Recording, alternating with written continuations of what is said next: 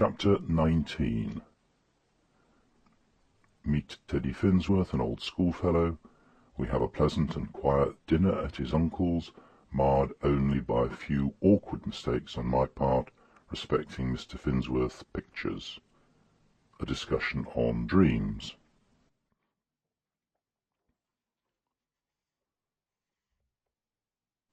April the 27th. Kept a little later than usual at the office, and as I was hurrying along, a man stopped me, saying, "Hello, that's a face I know."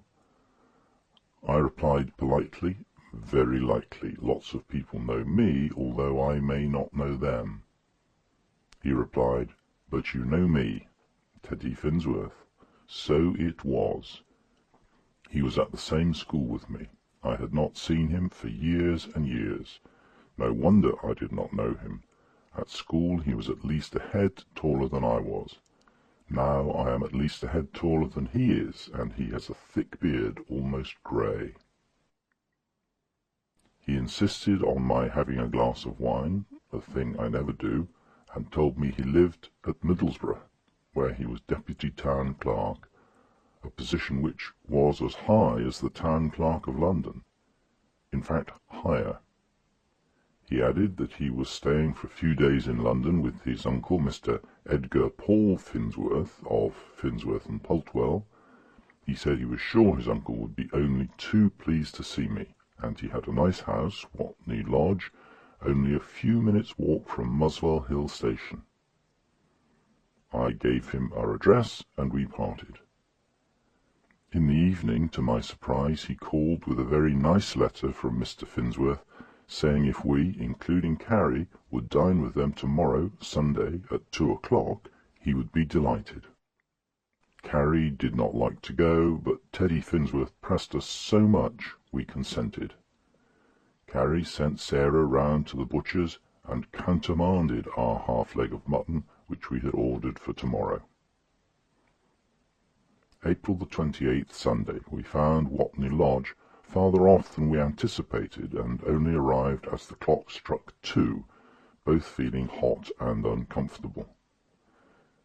To make matters worse, a large collie dog pounced forward to receive us.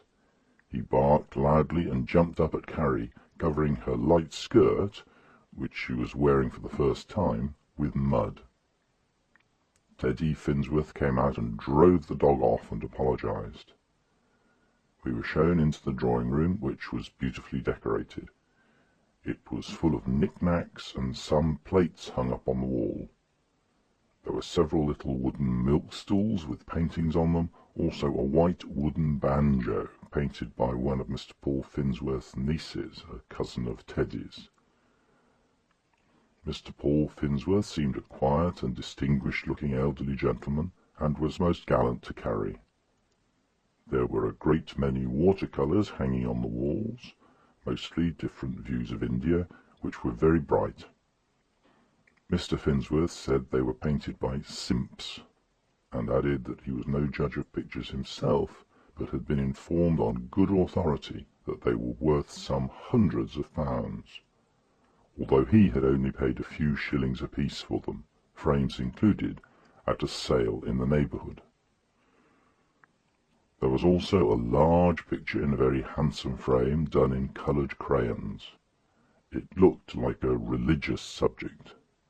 I was very much struck with the lace collar, it looked so real, but I unfortunately made the remark that there was something about the expression of the face that was not quite pleasing. It looked pinched. Mr. Finsworth sorrowfully replied, "Yes, the face was done after death, my wife's sister." I felt terribly awkward and bowed apologetically, and in a whisper said I hope I had not hurt his feelings. We both stood looking at the picture for a few minutes in silence, when Mr. Finsworth took out a handkerchief and said, "She was sitting in our garden last summer," and blew his nose violently. He seemed quite affected, so I turned to look at something else, and stood in front of the portrait of a jolly-looking middle-aged gentleman with a red face and straw hat. I said to Mr. Finsworth, "Who is this jovial-looking gentleman? Life doesn't seem to trouble him much." Mr. Finsworth said, "No, it doesn't. He is dead too, my brother." I was absolutely horrified at my own awkwardness. Fortunately, at this moment, Carrie entered with Mrs. Finsworth, who had taken her upstairs to take off her bonnet and brush her skirt. Teddy said, "Short is late," but at that moment the gentleman referred to arrived, and I was introduced to him by Teddy, who said, "Do you know Mr. Short?" I replied, smiling, that I had not had that pleasure, but I hoped it would not be long before I knew Mr. Short. He evidently did not see my little joke, although I repeated it twice with a little laugh. I suddenly remembered it was Sunday, and Mr. Short was perhaps very particular. In this I was mistaken, for he was not at all particular in several of his remarks after dinner. In fact, I was so ashamed of one of his observations that I took the opportunity to say to Mrs. Finsworth that I feared she found Mr. Short occasionally a little embarrassing. To my surprise, she said, "Oh, he's privileged, you know."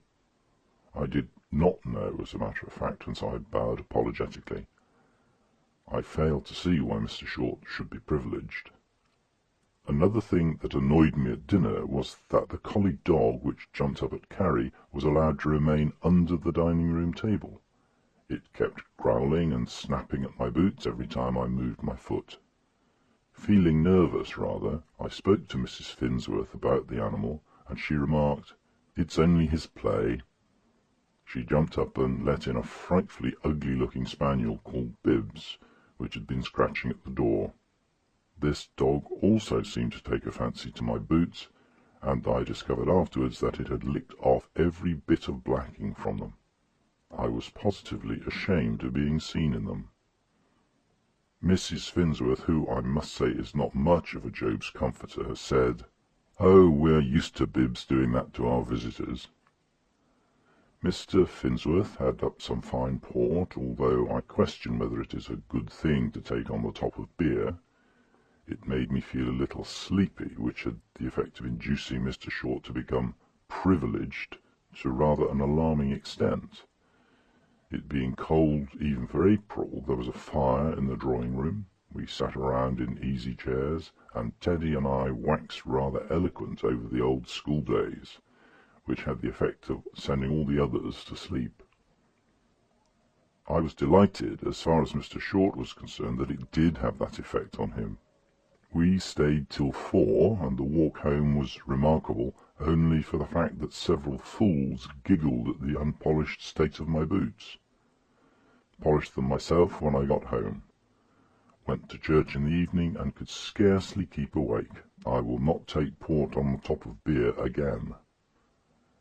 April the 29th.